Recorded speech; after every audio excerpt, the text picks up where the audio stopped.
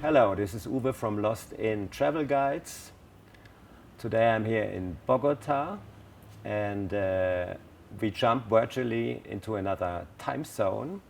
Hello to Beirut, hello Karine, hello Dianne. Good to have you here. How are you today? Very good. We're fine, thank you. So how were the last months going for you? I mean, you had, despite the global pandemic, you had like lots of other problems, a financial crisis. You had this terrible explosion close to your office in the harbor of Beirut. So how were the last weeks for you and the last months? How did you take that tough year? The last weeks, actually, we were working from home because you know that Lebanon is subject now to a total lockdown for a while, and we're just waiting for the city to go back to normal. And how's the situation in town? I mean, I know that your people in Beirut, they have this positive DNA. I mean, whatever happens, they look forward and they keep going forward. Is that still true, or do you feel a kind of resignation? How is it going? Now it's hard to say, you know, because as you said, we had these different challenges to overcome. It was not only the pandemic, it was the blast plus the financial crisis. So now with all the total lockdown, it's hard to say if people are a bit frozen because of the pandemic or because of all this crisis we're being through. Actually, I think that people here are really amazing. They are fascinating because they are dealing with all the challenges with such a strength, and I think that this special energy of Beirut is really due to the people of Beirut themselves, you know. Good. And how are you doing with your projects as architects? Did you do something over the last year, and what kind of projects did you touch?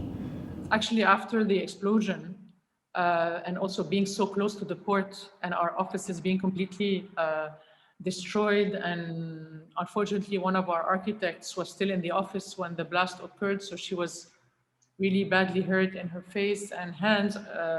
Luckily she's much better now, but it was a very difficult period for us, for our families, our friends, our neighborhood, which is very historic.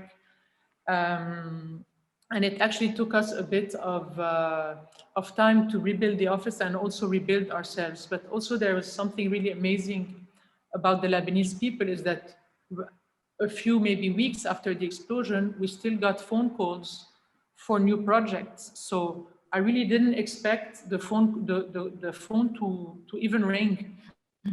And I was amazed, and it gave us a lot of strength to continue and be also there for our clients, and you know, working on different projects here and abroad. It was really, it was unexpected but so nice to hear, and so and give us so much hope.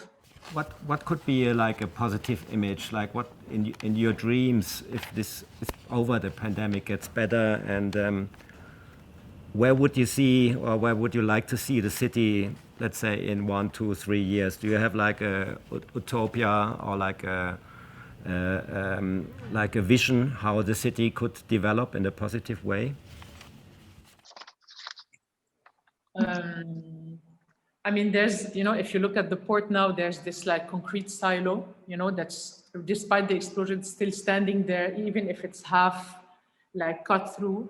And I feel that this is how people are here. So I have a sense that, you know, from the next day, people were cleaning up, rebuilding, reopening their shops, the small flower shop, small sandwich shop on the street. So even if they didn't have a glass facade or a door, they had their businesses going on. So I feel that, it is the city where I feel the most free.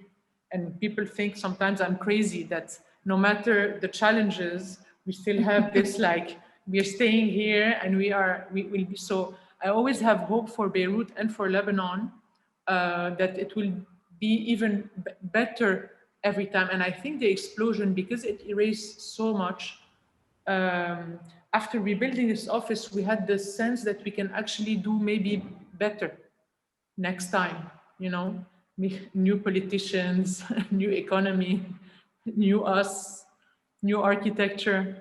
And if then, when everything gets better and we are allowed to travel again, if then I come back to Beirut to see you and to visit your beautiful city, what would be the first place where you would take me to give me this like full Beirut flavor?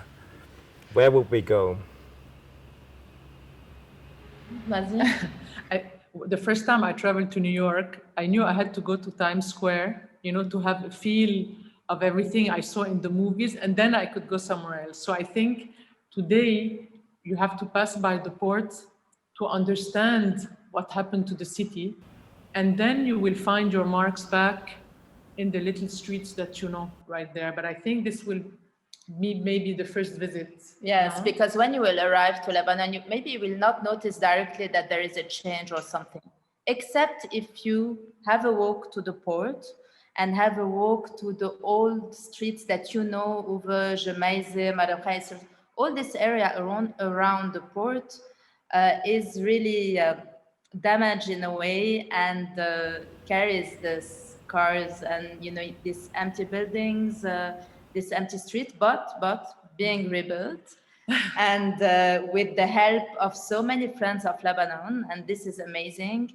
And I think that in 1 year, a couple of years, it will be rebuilt even better and even nicer. But something that was amazing is that already at Christmas, we felt the vibe. Yes, because everything was open at Christmas, and it was like before, you know, nightlife, restaurants, people everywhere. We paid it hard after. So is it the blast, the pandemic? Is it the like financial problems? What is it? But there's still this boiling of energy. Yes. No matter what, which is surprising and amazing at the same time. I get goosebumps if I hear that. I can't wait to come back. Really, really. And we're waiting for you, Uwe. Thanks. You will always find us here Yes. to take you around. Thanks. I wish you strength for the next weeks and months. Thank you so much. Thank you for your time. And as said, I can't wait to come back and to see what's happening meanwhile, and to meet you guys and your beautiful people and all this charming atmosphere I experienced there.